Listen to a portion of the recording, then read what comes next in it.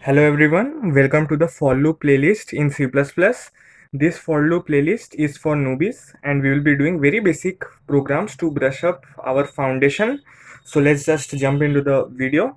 The first program is to print the numbers from 1 to n. Okay. So how do we proceed with this program? You must be knowing how for loop works. So this is a really easy program. So first, what do? We take the initialization of n int n, and then we take input in n, sin n. This is actually the declaration of an integer, and then we take the input of the integer in this variable n, and then we run a loop from int. Can you guess? From we have to print from 1 to n, so obviously we have to start from 1 and we have to go till n. So I will be less than equals to n or less than n plus 1. So we'll be using less than equals to n, and then we have to print every number from 1 to n, so we will increase by 1, and then C out I. And if we have to print in the same line, we will give either space, or if we have to print in next line, we will give endl. So in this way we have printed all the numbers from 1 to n. Suppose if n is 3, then this will be the output. Okay, so now where we will write this program? We will write this program in the template we had learnt in the previous C++ video, that we have to write hashtag include iostream using namespace std, and in this main function from where the execution of the program begins, we will write the code in this part. Okay, means this from int n to endl we will write in this part. I will not be writing this part again and again because it may take too much time, so I will writing only the main part, and this part will always be there. So the next program is print a number n m times. So what will be the output? If we are given 5, n equals to 5 and m equals to 3, n equals to 5 and m equals to 3, so 3 times 1 2 3, and we have to print n, which is 5, 3 times, so this has to be our output. So what can we do? We will run a for loop. For how many times we have to run this loop? We have to print 3 times, so we'll run the loop 3 times. So for int I equals to 1, that program ended there, and now this is a new program. 2, I less than equals to m and I plus plus. Okay, so if m is 3, our loop will run 3 times.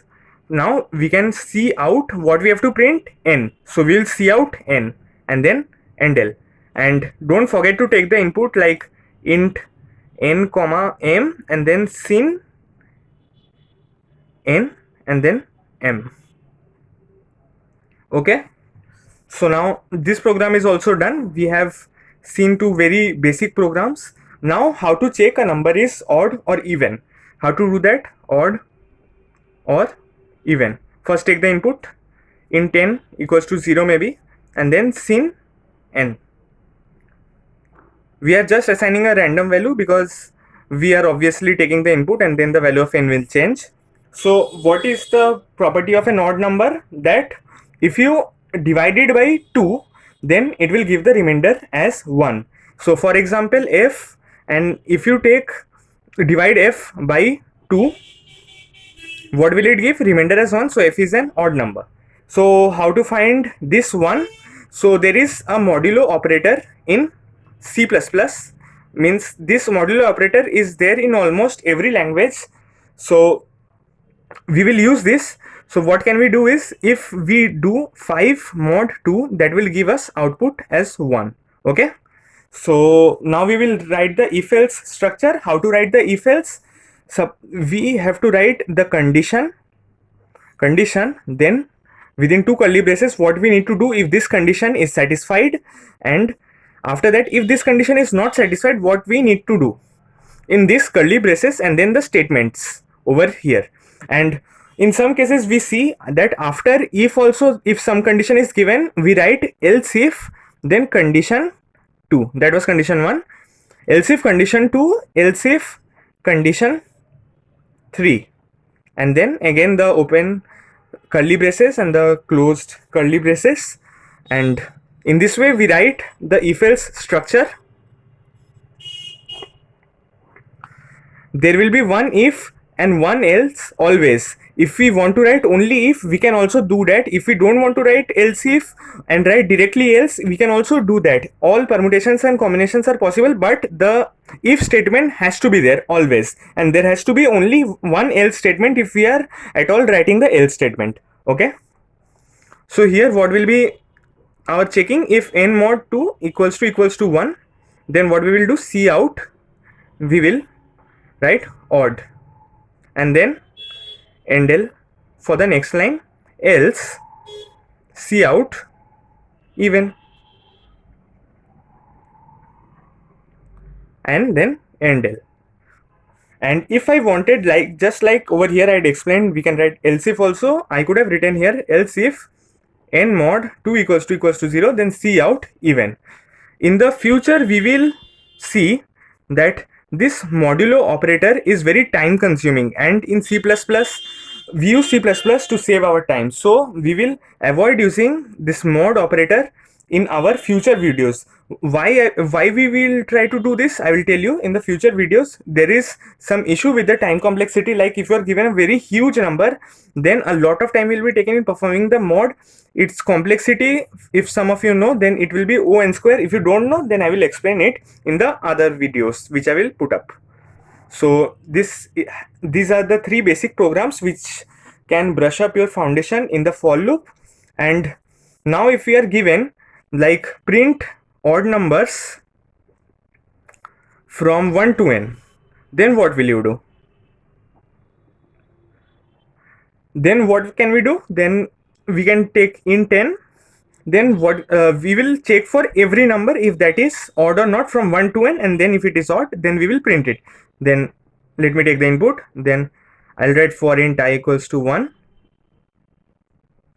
I less than equals to n, I plus plus, and then this checking like if I mod 2 equals to 1, then C out odd.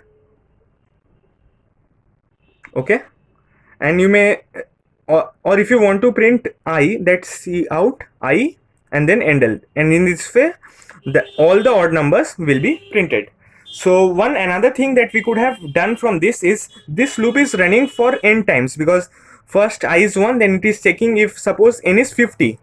Okay, so it is checking if it is less than equals to 50 or not, then it is going inside the for loop, then it is incrementing by 1 becoming 2, then it is again checking the condition, going inside, and when I is 50, then it is incremented to 51 in I++, and it comes out of the loop. So it is running for total 50 times. If I want the loop to run 25 times, what can I do? I will simply write for int I equals to 1, I less than equals to n, I++. Was that right? No, that was wrong.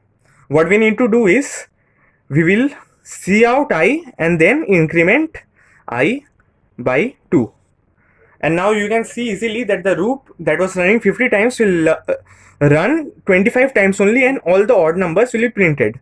So for example, our n is 9, suppose 10. So for what will be the value of I? First I will be 1, then it will be printed because it is an odd number, and after that I will be incremented by 2, means I was 1 originally, then what will it become? 3, and then it will increment by 2 more, because it is, we have given I plus equals to 2, and I plus equals to 2 is equivalent to I is equals to I plus 2. So first it was 1, then it was 3, then it was 5, then it was 7, then it was 9, then when it became 11, this condition was not satisfied, that 11 is less than equals to 10, so it came out of the loop. In this way we can optimize our code, and competitive programming is all about optimizing your code. Similarly, we could have done for the even number also. If we had to print all the even numbers from 1 to n, we would have started our I from 2 and then incremented our I with plus equals to 2. In this way we would have printed the even numbers. So these were the few basic programs that can help you brush up your foundation in the for loops for C++. Thank you for watching the video and stay tuned with the channel.